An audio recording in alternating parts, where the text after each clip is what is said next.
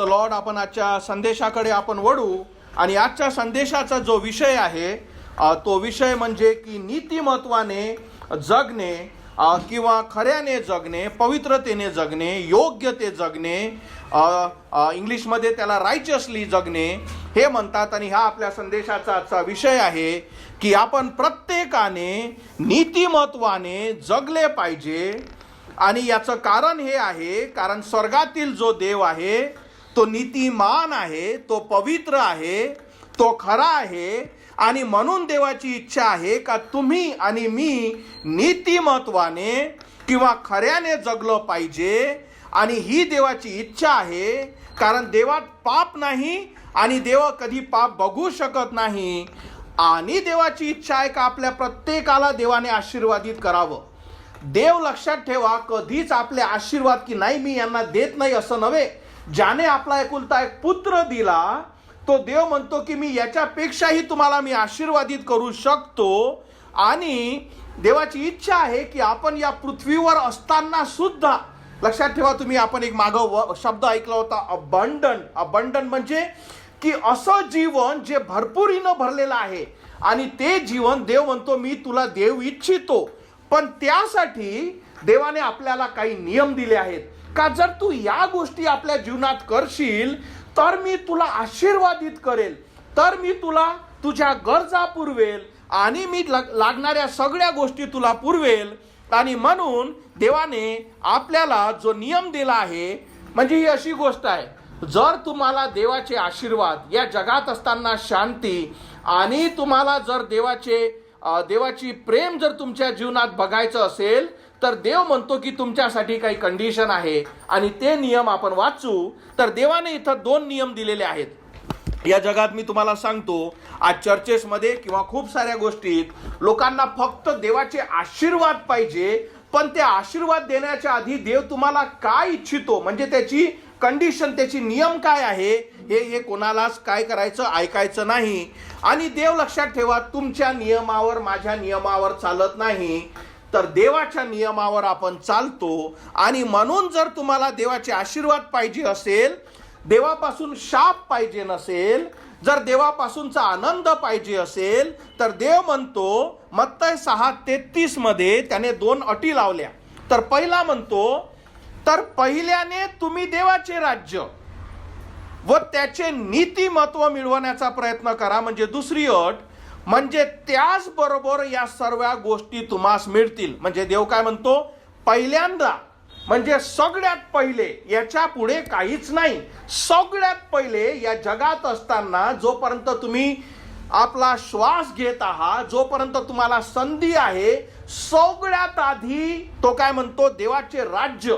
आणि जसं मी तुम्हाला माहित आहे की देवाचं राज्य हे फक्त तारणामुळे, प्रभू येशू ख्रिस्ताला आपल्या पापाची क्षमा मागून आपल्या आत्म्याला नरकापासून वाचवण्यासाठी जेव्हा आपण त्याला दया मागतो, कारण ख्रिस्ताने तुमच्यासाठी आपला प्राण दिला, तुमच्या पापाची शिक्षा त्याने घेतली आणि तो तुम्हाला क्षमा करू शकतो. आणि जेव्हा तुम्ही ख्रिस्तापासून ती तारणाची भेट ते स्वीकारता, ही पहिली कंडिशन. पण फक्त तिथंच थांबत नाही. तुम्ही तारल्या गेले असाल किंवा तुम्ही देवाचे मुलं झाले असाल, त्याच्यामुळे तुम्हाला आशीर्वाद येत नाही. तुमची पहिली कंडिशन झाली. आणि दुसरं तो म्हणतो माझं नीतिमत्व. या दोन्ही गोष्टी तुझ्या जीवनात असल्या पाहिजे. म्हणजे तू देवाचा मुलगा किंवा मुलगी असली पाहिजे, म्हणजे तुला तारण असलं पाहिजे. दुसरं, तुला माझं नीतिमत्व हे घेण्याचा, याच्यावर वागण्याचा प्रयत्न कर आणि मग मी तुला या गोष्टी मी तुला देईल. आणि हा देवाने लावून दिलेला क्रम, हा जेव्हा तुमच्या जीवनात असा होतो का मी ख्रिस्ताला माझा तारणारा स्वीकारलं आणि आज माझ्या जीवनातून रोज मी नीतिमत्वाने जगते, तेव्हा कुठं देव तुम्हाला आशीर्वादित करतो. आणि म्हणून आपण या गोष्टी आपण शिकणार आहोत. आणि या 2 अटीतलं जी दुसरी अट आहे, देव म्हणतो नीतिमत्वाने जगणे. याचा अर्थ काय होतो? नीतिमत्व म्हणजे काय? मोठा शब्द वाटत आहे, पण त्याचा खरा अर्थ काय हे आपण इथे बघणार आहोत. तर नीतिमत्वाने जगणे म्हणजे सोप्या शब्दात जे खरं आहे, जे योग्य आहे ते करणे. किती सोपी डेफिनेशन आहे, व्याख्या किती सोपी आहे.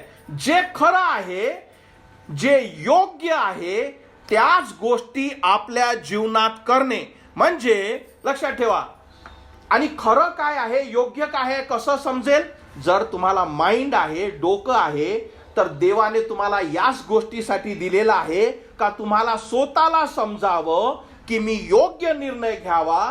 कारण तुम्हा स्वतःला तुमच्या हृदयामध्ये माहित आहे की योग्य करणे किंवा वाईट करणे काय आहे. आणि म्हणून देव म्हणतो की खरे वागणे किंवा नीतिमत्वाने वागणे हे तुमच्या आणि माझ्यापासून देवाला अपेक्षित आहे. आणि म्हणून देवाची इच्छा आहे. काय इच्छा आहे? का तुम्ही खरेपणाने जगले पाहिजे. याचा अर्थ काय होतं?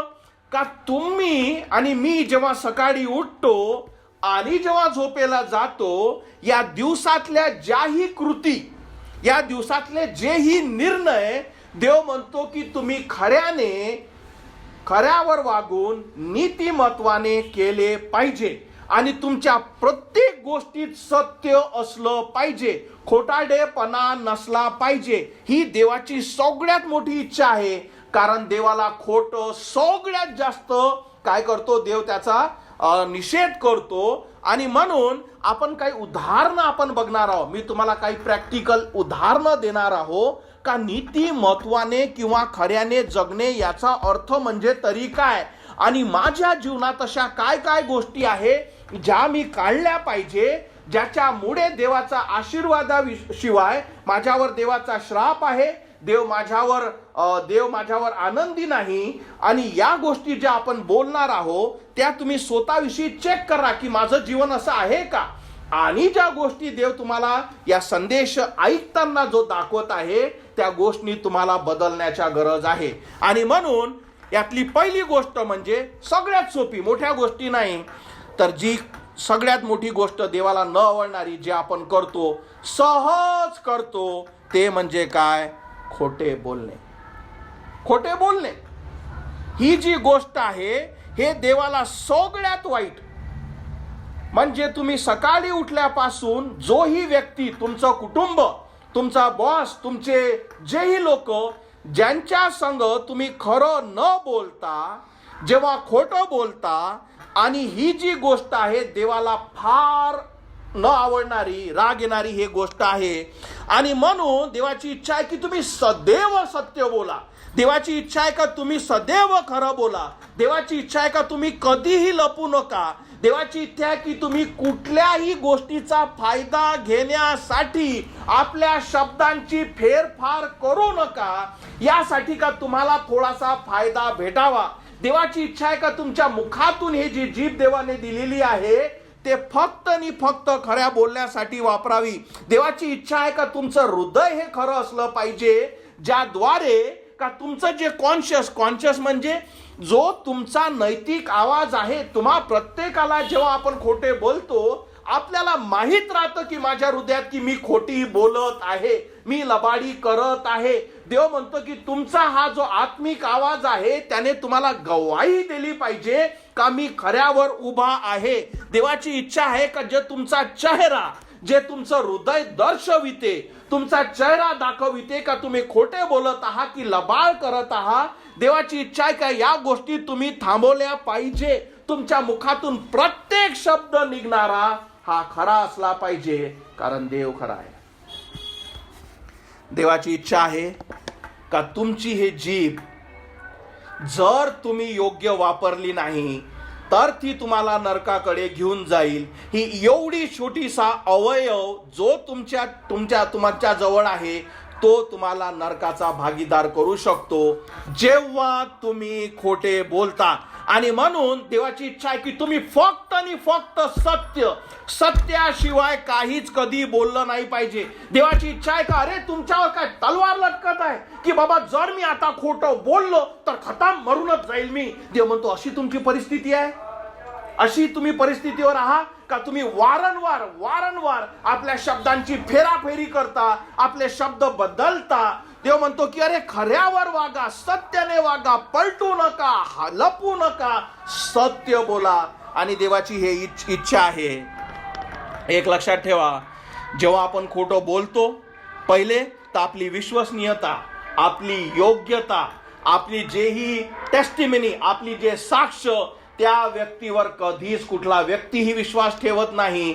आणि आपण हे सगळ्या गोष्टी काय करतो, या सगळ्या गोष्टी आपण गमावून बसतो. आणि म्हणून देवाची इच्छा आहे की आपण कधी खोटं न बोलावे, तर जे सत्य आहे ते सदैव बोलावं. कारण खोट हा सदैव सैतान आणि सैतानाचे मुलं बोलतात. आणि म्हणून तुम्हाला डिसाईड करणं आहे का मी सत्य बोलत आहे, मी सैतानाचा मुलगा आहे, का मी खरं बोलून देवाचा मुलगा होतो, हे ठरवणं तुमचं कार्य आहे. आणि म्हणून देवाची इच्छा आहे का तुम्ही कधीही खोटं बोलू नये. कारण देवाला हे न आवडणारी गोष्ट आहे. तुम्हाला असं वाटत नसेल, पण तुमच्या प्रत्येक गोष्टी जेव्हा तुम्ही लपवता, जेव्हा तुम्ही फेरफार करता, आणि म्हणून मी तुम्हाला सांगत असतो की एक लक्षात ठेवा, प्रत्येक शब्द जपून. म्हणून तुम्हाला मागं मी उदाहरण दिलं की सगळ्यात वरत तुमचं तोंड नव्हे तर डोकं आहे, खाली डोळे आहे, नंतर कान आहे. या गोष्टीसाठी देवाने दिलं की तुम्ही या सगळ्या गोष्टीचा वापर करा आणि मग तुमचा शब्द तुम्ही वापरा. कारण तुमचा शब्द फार महत्वाचा आहे. आणि म्हणून सगळ्यात पहिली गोष्ट आपण जे बघत आहोत की आणि एक गोष्ट मी तुम्हाला सांगतो, जेव्हा तुम्ही हा निर्णय घ्याल, कारण हा निर्णय घ्यावा लागेल तुम्हाला, हो की नाही, मला काय करायचं आहे. आणि जेव्हा तुम्ही योग्य निर्णय घ्याल, तुम्हाला समजेल का माझ्या जीवनात मी किती खोटा बोलत आहे. पण कधी, जेव्हा तुम्ही याच्यावर चालणं तयार कराल, जेव्हा तुम्ही निर्णय घ्याल का मी खोटं बोलणार नाही, आणि जेव्हा देव तुम्हाला दाखवेल की तुम्हाला समजेल का किती गोष्टी आपल्या जीवनात खोट्या आहे. म्हणून पहिली गोष्ट जे आपण नीती महत्वाचं जीवन जगण्यासाठी केलं पाहिजे ते म्हणजे खोटं न बोलणे. आणि जेव्हा तुम्ही शब्द देता, जर तुम्ही पाळू शकले नाही त्याला सांगा की माझा जो शब्द मी करू शकले नाही त्याला तुम्ही मागा. आणि म्हणून त्याच्यासमोर तुम्ही क्लिअर करा. पण तुमचे शब्द कधी फेरफारीचे वापरू नका, कारण तुमची जीभ तुम्हाला नरकात घेऊन जाईल. आणि म्हणून सगळ्यात महत्वाचं काय आहे, सत्यावर चालणे, सत्यावर वागणे. अरे खोटं तर पूर्ण जग बोलतं, त्याच्यात काय मोठी गोष्ट आहे. पण जेव्हा सत्यासाठी उभं राहा, बघा जो आनंद तुमच्या हृदयात राहतो का मी खोटा बोलत नाही. अरे जी शांती तुमच्या जवळ राहते, जे हृदय, तुम्हाला माहित आहे का, जे खोटे बोलतात त्यांच्या हृदयाचा घाण वास येतो. आणि देवाला ते हृदय कधीच आवडत नाही. दुसरी गोष्ट जे आपण बघणार आहोत, म्हणून मी तुम्हाला सांगितलं या सगळ्या प्रॅक्टिकली सोपे उदाहरण आहे जे आपण दैनंदिन करतो, आपल्याला काहीच वाटत नाही, पण देव या सगळ्या गोष्टी बघतो आणि देवाची इच्छा आहे का या गोष्टी तुम्ही बदलल्या पाहिजे. दुसरी गोष्टी म्हणजे चोरी करणे.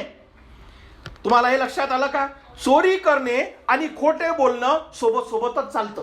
कारण जेव्हा तुम्ही चोरी करणं ठरवता, ते चोरी लपण्यासाठी खोटं बोलावंच लागतं, कारण त्याशिवाय ती चोरी लपणार कसं.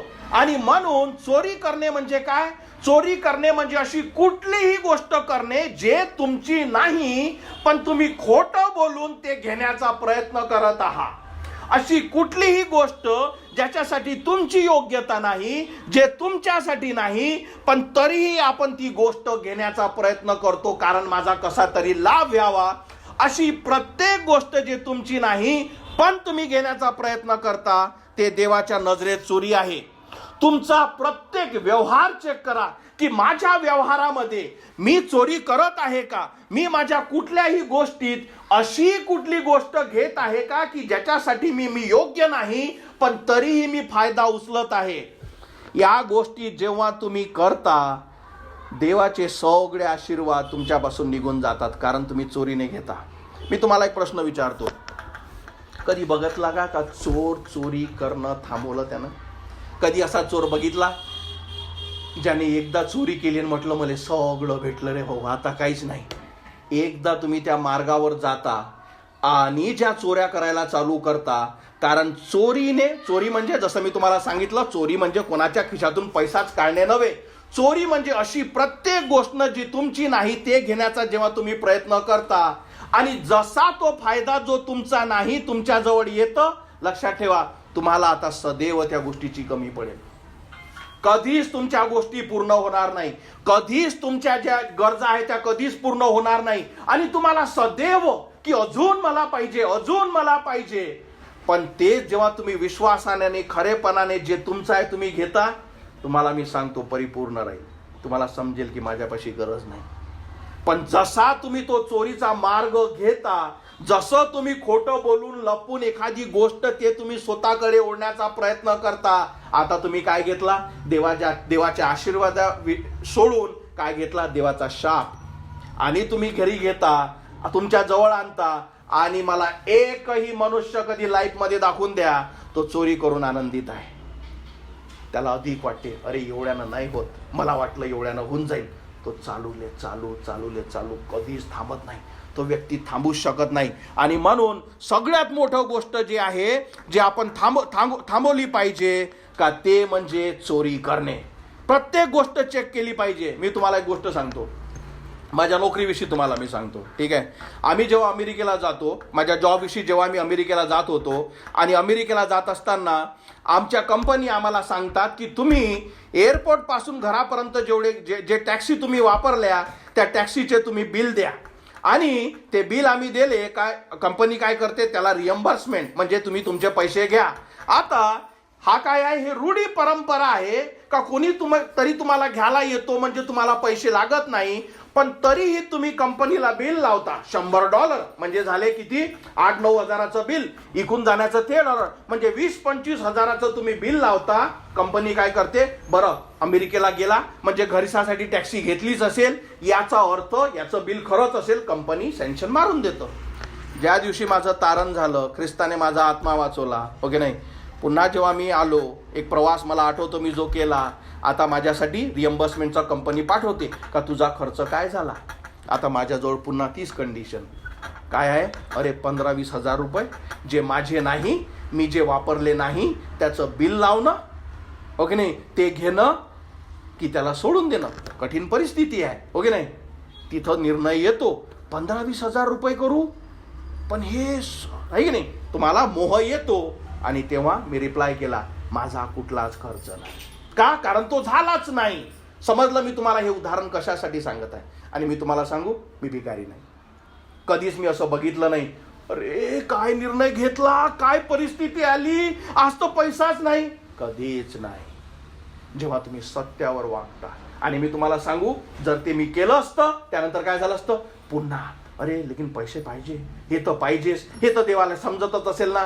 आणि जसा तुम्ही तो मार्ग घेता तेव्हा तुमच्या गरजा कधीच संपत नाही. पण जेव्हा तुम्ही सत्यतेवर वागता, देव बघतो, तो कधीच तुम्हाला उपाशी ठेवणार नाही. कारण वचन आहे. आपण एक वचन बघू, स्तोत्र संहिता 37:25 मध्ये देव म्हणतो, दावीद इथे बोलत आहे, मी तरुण होतो आणि आता म्हातारा झालो आहे. म्हणजे दावीद काय म्हणत आहे, वचन समजून घ्या.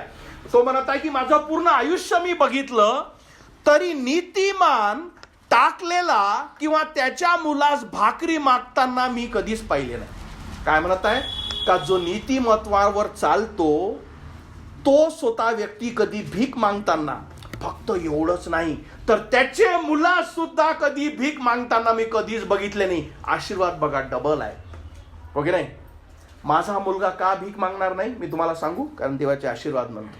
कारण जोपर्यंत मी नीतिमान आहे, मी देवाच्या वचनावर चालत आहे, इथं देवाचं वचन म्हणतं की त्याच्या मुलास कधी मी भीक मागताना पाहिलं नाही. याचं उलट ऐकून घ्या. याचा अर्थ की जेव्हा तुम्ही नीतिमान राहत ना, तुमचे मुलं सुद्धा भीक मागतील.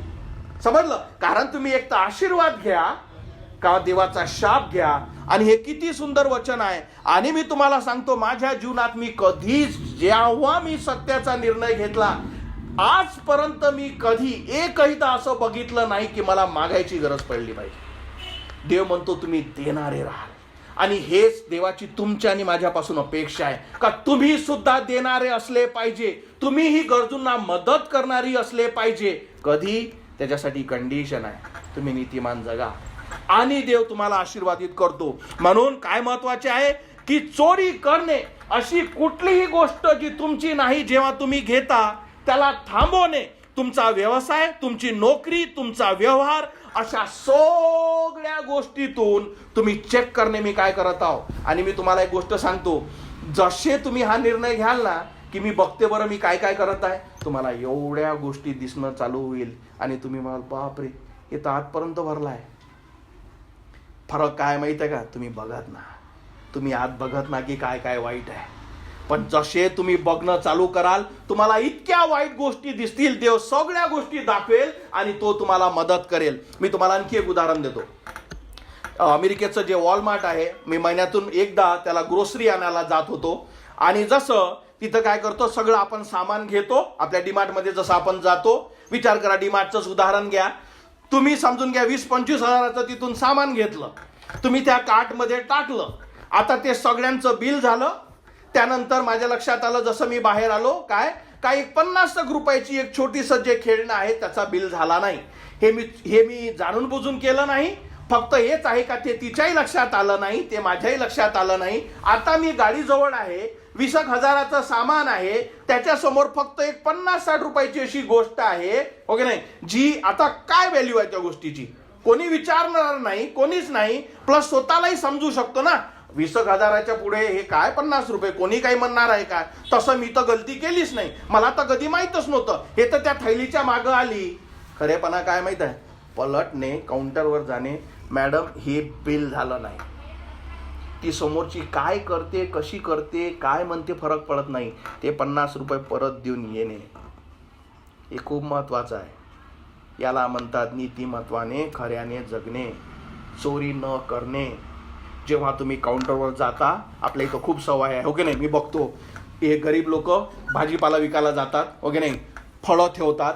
एक मनुष्य मी बघतो, त्या मनुष्याला भाऊ 1 किलो संत्रे द्या, तो घेतो. 1 किलो संत्रे करत असताना इथं पूर्णचे पूर्ण अंगुर चरण्या चालू करतो, ओके नाही. त्याला वाटतं की हे माझंच आहे कारण मी हे घेत आहे. हा काय करत आहे? उघड्या डोळ्यानं चोरी करत आहे. मी जेव्हा त्याला जातो, माझंही मन करतं अंगूर खायचं, आपल्या प्रत्येकाचं करतं. तर सर 1 अंगूर लू क्या? तो सर लो ना, 4-5 लो, सर लो आहे की नाही.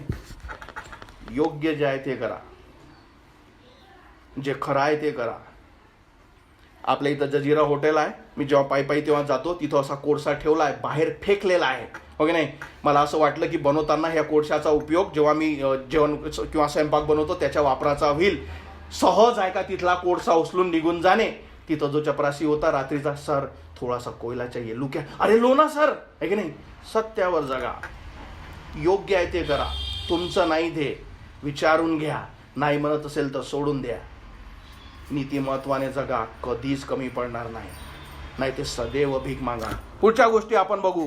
पुढच्या गोष्टी आहे आणखी आपण बघू की लपवणे. हे सगळ्यात एक लक्ष ठेवा, जेव्हा एखादी गोष्ट आपण लपवतो म्हणजे याचा अर्थ आपल्या हृदयात आपल्याला माहित आहे की मी जे करत आहे ते योग्य नाही, बरोबर. म्हणूनच तर तुम्ही लपवता, बरोबर. कारण तुम्हाला याची भीती आहे का ही गोष्ट जर कोणाला कळली तर ही वाईट आहे. कारण त्याच्याविषयी जर तुम्हाला मान असता, त्याच्याविषयी तुम्हाला जर खात्री असती, तुम्ही लपवली नसती. पण तरी तुम्ही अशी गोष्ट करता की तुम्हाला लपवा लागते. हे याच्यासारखं दुसरं वाईट नाही. कारण तुम्ही जाणून बुजून तो अपराध करत आहात, जाणून बुजून तो शाप तुम्ही स्वतःवर घेता. म्हणून आपल्या लाईफमध्ये कधीही लपवणे अशी गोष्टच करू नका ना की ज्याच्यासाठी तुम्हाला लपवावं लागेल. असं बोलूच नका ज्याच्यासाठी कोणाच्या कानात तुम्हाला सांगा लागेल. असं करूच नका ज्याच्यासाठी तुम्हाला लाज शरम वाटेल की कोणी जर माझी कॉलर पकडली किंवा कोणी जर मला विचारलं माझी फजिती होईल. अशी लाईफ मध्ये कुठलीच गोष्ट करू नका. अरे सन्मानाने जगा.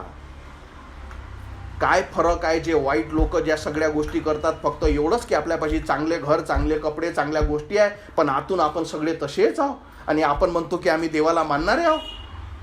नीतिमत्वाने जगा, योग्यतेने जगा. प्रत्येक व्यवहार चेक करा, प्रत्येक बोलणं चेक करा, प्रत्येक गोष्टी चेक करा की मी काय करत आहे.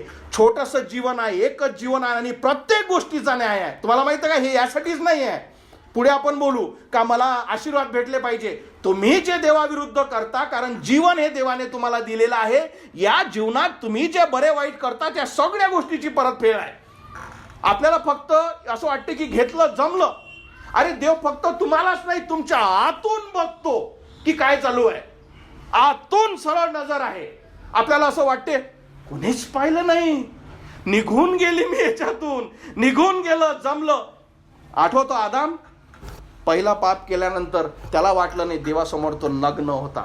सैतान तुम्हाला तेच करतो, नग्न करतो. आपल्याला वाटतं की आपण चांगली दिसत आहे, आपल्याला वाटतं मी हुशार झालो कारण मी लपवू शकलो. तुम्ही देवासमोर नग्न होता. काही गोष्टी अजून आपण बोलू. आपले डोळे जपा, आपले डोळे जपा. इयोब हा 31:1 मध्ये म्हणतो, मी माझ्या डोळ्याशी करार केला आहे, मग मी अभिलाषाने कसे एखाद्या कुमारीकडे बघू. याचा अर्थ का तुमचे डोळे प्रोटेक्ट केले पाहिजे. जे घाण तुमच्या डोळ्यासमोर तुमचे फोन टाकतात त्याला जपा.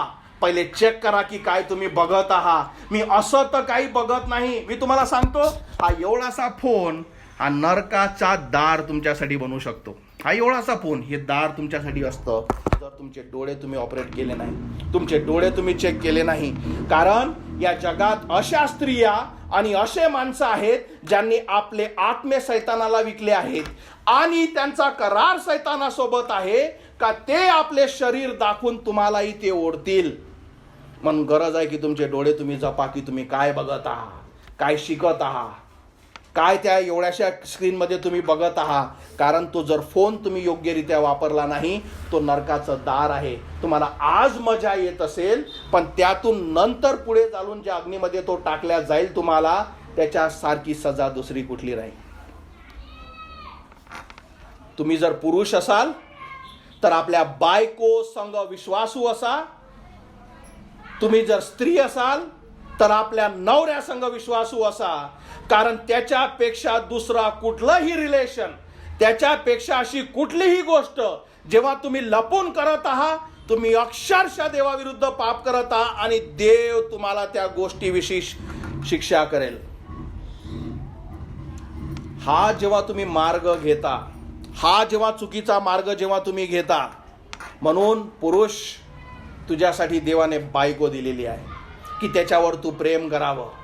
पहिला तुझं प्रेम आपल्या देवावर आणि दुसरं तुझ्या बायकोवर. स्त्री तुझ्यासाठी नवरा दिला आहे का तू त्याच्यावर प्रेम करावं. आणि हाच एक संबंध देवाच्या नजरेत पवित्र आहे.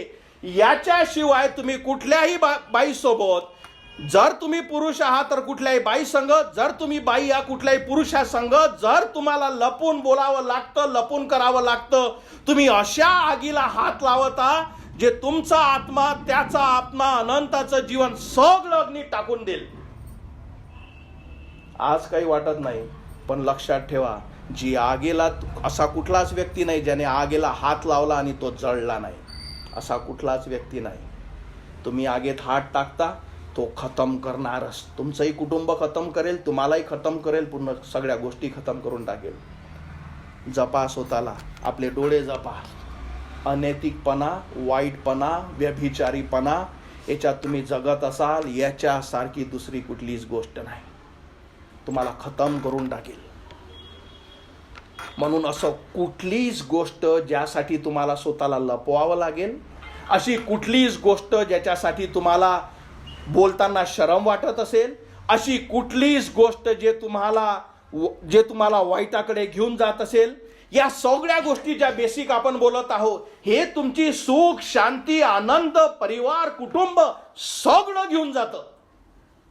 इथं फक्त आपण देवाचे आशीर्वादच नाही बोलत आहे, तर तुमच्या जीवनातल्या ज्या परिस्थिती होतात, तुमचं अरे एकच जीवन आहे रे, असं नाही का पन्ने पलटवले, नेक्स्ट चॅप्टर, एकच चॅप्टर आहे, एकच अध्याय आहे, एकच जीवन आहे, एकच देव आहे आणि एकच वेळ आहे. खतम झालं, खतम होतं, पूर्ण रेकॉर्ड जमा होतं. देवासमोर तुम्ही न्याय देता की तुम्ही काय केलं. तुम्हाला माहित आहे का, आपण योग्य जीवन यासाठी जगत नाही कारण मला पाहिजे नाही, हा निर्णय असतो. जर तुम्हाला भूक लागली तर तुम्ही जेवतातच कारण तुम्हाला शारीरिक भूक आहे. तसंच जर नीतिमत्वाचं जीवनाची जर तुम्हाला भूक नसेल, तुम्ही कधीच तिकडे जाणार ना. म्हणून हा काय आहे, निर्णय की मला पाहिजे. तुम्हाला हा घ्यावं लागेल की मला योग्य जीवन जगायचं आहे. सैतान तुम्हाला अशा हजारो गोष्टी तुमच्याकडे टाकेल, तुम्हाला तो मोह दाखवेल की बघ किती चांगलं आहे, पण तो तुम्हाला तुमचा अंत दाखवणार नाही का तो किती वाईट आहे, की हा अंत किती वाईट आहे. जर तुम्हाला त्याने त्याचा अंत दाखवला असताना ज्याही कृती तुम्ही करता, तुम्ही कधीच गेले नसते त्या मार्गावर. तुम्ही जाता यासाठी का तुम्हाला एंड माहित नाही. सगळ्यात मोठ्या गोष्टी ज्या आपण बघत आहोत हे या गोष्टीसाठीच नव्हे का देवाचे आशीर्वाद तुम्हाला भेटले पाहिजे, यासाठी सुद्धा का देवाचा न्याय आहे. देवाचं वचन सांगतं का एकदाच मरण आहे आणि त्यानंतर न्याय आहे. आणि तुम्ही शरीरामध्ये ज्या बऱ्या किंवा वाईट ज्याही गोष्टी तुम्ही करता त्या सगळ्या गोष्टीसाठी देव तुम्हाला विचारेल. आज तुम्हाला कोणी वाटत नाही की कोणी मला विचारत नाही. एक लक्षात ठेवा, हा शब्द देवाचे वचन तुम्ही ऐकले आहे. तुम्ही देवासमोर उभे राहाल आणि ज्याही गोष्टी अंधारात, म्हणून मी तुम्हाला हिडन लपलेलं कुठलीही गोष्ट तुमच्या डोळ्यासमोर तो उघड जेव्हा आणेल, तुम्हाला सांगू सगळ्यात मोठी गोष्ट काय, तुम्ही स्वतःलाच देवासमोर स्वतःसमोर या समयी स्वतःला उघडे करा, म्हणजे तुम्हाला त्या दिवशी लाज किंवा शरम वाटणार नाही. पण जेव्हा तुम्ही आज त्या गोष्टी दुरुस्त करता, आज जेव्हा तुम्ही पलटता, आज योग्य जीवन जगण्याचा जेव्हा तुम्ही निर्णय घेता, तुम्हाला त्या दिवशी एवढं सोपं जाईल. प्लस या जीवनात तुम्हाला आनंद राहील. अरे लाईफ खूप सुंदर आहे, इतकं चांगलं लाईफ आहे, तुम्हाला मी सांगतो, कधी जगून तर बघा, तो आनंद घेऊन तर बघा, देवाचे आशीर्वाद करून तर बघा. चोऱ्या तर सगळ्याच करतात, लबाड्या तर सगळ्याच करतात, लफडे तर सगळेच करतात, घाण तर सगळेच बोलतात, घाण तर सगळेच करतात, चोऱ्या खोटं तर सगळेच बोलतात. अरे योग्य तर जगून बघा आणि आनंद बघा किती चांगला आहे. कधी ट्राय तर करून बघा की या गोष्टीमध्ये आनंद किती आहे. खरेपणाने जगा, कारण देवाचा नियम आहे. सगळ्यात शेवटी आपण बघू पुन्हा एकदा ते वचन, मत्तय 6:33, तर पहिल्याने तुम्ही देवाचे राज्य व त्याचे नीतिमत्व मिळवण्याचा प्रयत्न करा, म्हणजे त्याचबरोबर या सर्व गोष्टी तुम्हास मिळतील. माझे शेवटचे 2 शब्द तुम्ही ऐका. हा जो क्रम कधीच बदलत नाही. हा संदेश तुम्हाला कितीकही चांगला वाटला असेल, मी तुम्हाला सांगतो तुम्ही याच्यावर चालूच शकणार ना. का? कारण जोपर्यंत देवाचा आत्मा तुमच्यावर नाही, तो तुम्हाला शिकवणार नाही ना. आज तुम्ही या संदेशाच्या दरम्यान आहात आणि जेव्हा तुम्ही बाहेर जाता आणि सैतान जसा तुम्हाला फटकन मोह टाकतो, आता तुम्हाला कोणीच सांगणारा नाही का त्यातून पळावं कसं, आणि म्हणून तारणाची गरज आहे. म्हणून तो क्रम तसाच झाला पाहिजे. जर तुमच्यापाशी सॅल्वेशन आहे, सॅल्वेशन म्हणजे जेव्हा तुम्हाला या संदेशा दरम्यान तुमचे पाप दिसले आणि जेव्हा तुम्ही ख्रिस्ताला हात मारता, माझी क्षमा कर, या सगळ्या गोष्टी माझ्यापासून आहे, मला हे समजत आहे, येशू माझी क्षमा कर, मी तुला माझा देव माझा तारणारा स्वीकारतो. देव फक्त तुमची क्षमाच करत नाही, तर देवाचा आत्मा तुम्हाला देतो. आणि जेव्हा तुम्ही इथून बाहेर जाता, तो देवाचा आत्मा, तो कैवारी, तो शिक्षक, तो योग्यता तुम्हाला शिकवतो का हे करू नको, तुला समजलं काय आहे. आज संदेश तू ऐकला, तर तुमच्यापाशी तुम्हाला चालवणाराच नाही. आपण गीत गातो, तो चालवी तो चालवी, तो चालवणारा आहे का स्वतःजवळ. पण जो नाही, तर हा संदेश फक्त या खोलीपुरतच आहे. तुम्ही निघाल्यावर तुमच्यापाशी काहीच नाही. पण जर तुमच्यापाशी देवाचा आत्मा आहे, म्हणून सगळ्यात महत्वाचं काय आहे, म्हणून देवाचे शब्द किती खरे आहेत. पहिले स्वर्गाचे राज्य म्हणजे तारण, ज्याच्यामुळे तुम्हाला देवाचा आत्मा दिला जातो, तुमच्या पापाची क्षमा होते आणि देव तुम्हाला आता नीतिमान जीवन जगण्यासाठी सहाय्य करतो. की पुढचं जे तुमचं लाईफ आहे, मी तुम्हाला माझं उदाहरण दिलं, ओके नाही, काय सांगितलं तुम्हाला की जे बिल विषयी सांगितलं की खोटे बिल लावणं हे लाईफमध्ये सगळेच करतात. मग काय घडलं असेल, असं काय घडलं का तुला समजलं का खोटाडेपणा करू नये. देवाचा आत्मा माझ्याजवळ होता, त्याच्या आधी माझं सॅल्वेशन झालं, ख्रिस्ताने माझ्या पापाची क्षमा केली. ते यासाठी नाही केली का तू जुन्या गोष्टी तशाच कर, त्या पापात तसाच राहा, त्या घाणीत तसाच लोळ. नाही, त्याने देवाचा आत्मा दिला. तो म्हणतो मागे ओढून बघू नको, नीतिमान जग. तुझं आहे का ते, तुला तो खर्च लागला का, तुझे पैसे ते आहेत का. नाही, माझे नाही. मग काय उत्तर असलं पाहिजे, नाही माझं नाही. वाईट वाटेल, सैतान काय सांगेल, अरे सोडले तू पैसे, आता बघ किती तुझं काय नुकसान होईल बघ. मी तुम्हाला सांगतो, हे जे मी तुम्हाला सांगितलं हे जीवन तुम्ही जगा, जे आशीर्वाद तुम्ही बघाल, विचार करा, आशीर्वादित लाईफ या पृथ्वीवर तुमच्या सगळ्या गरजा तो या पृथ्वीवर पुरवतो. प्लस एवढं नाहीच, मेल्यानंतर अनंताचं जीवन आहे. याच्यापेक्षा जर तुम्हाला काही महत्त्वाचं वाटत असेल, तुमच्यासारखे मूर्ख तुम्ही जा, का नाही, याच्यापेक्षाही काहीतरी महत्त्वाचं आहे.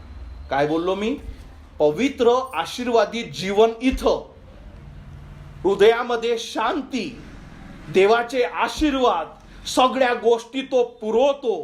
प्लस एवढंच नव्हे तर मेल्यानंतर अनंताचं जीवन आहे.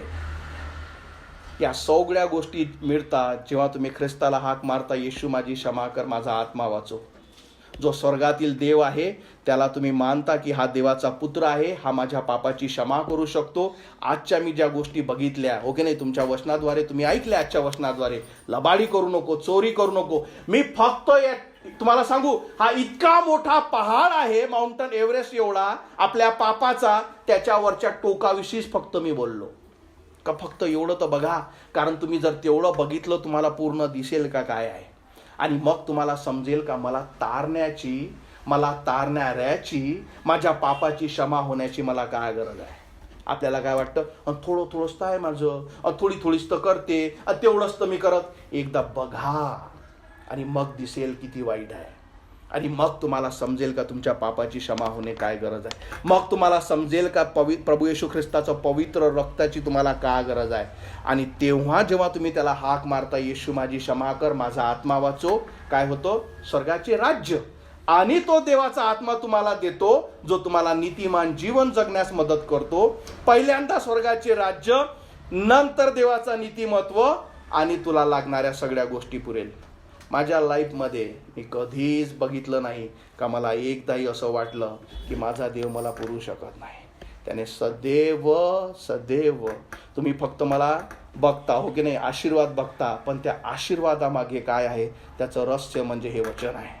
पहिले स्वर्गाचं राज्य म्हणजे साल्वेशन, ख्रिस्ताला हाक मारणे, आपल्या पापाची क्षमा घेणे, आणि तो तुम्हाला नीतिमान जीवन जगण्यासाठी सहाय्य करेल. आणि बघा, देव जो म्हणतो की आकाश कपाटे उघडून जर मी तुला आशीर्वाद दिले नाही तर बघ. हे माझ्या जीवनात मी सदैव बघतो. निर्णय तुमच्यापाशी आहे. आपण डोळे बंद करू, आपल्या मानाखाली घालू. मला ठाऊक नाही की तुमचं जीवन कसं आहे, पण देवाला हे माहीत आहे आणि तुम्हाला हे माहीत आहे.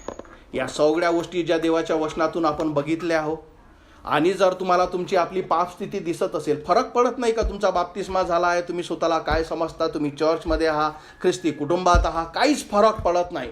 जर देवाच्या वचनातून तुम्हाला तुमची पापस्थिती दिसली असेल आणि तुम्हाला कळलं का तुम्ही पापी आहात, देवाचे वचन सांगतं सर्वांनी पाप केलं आणि देवाच्या गौरवाला उणे पडले आहेत, आणि पापाचं वेतन मरण आहे. आपल्या शरीरामध्ये केलेल्या प्रत्येक गोष्टीचा रेकॉर्ड देवाजवळ आहे, आणि न्यायाच्या दिवशी या प्रत्येक गोष्टीचा तो न्याय घेईल.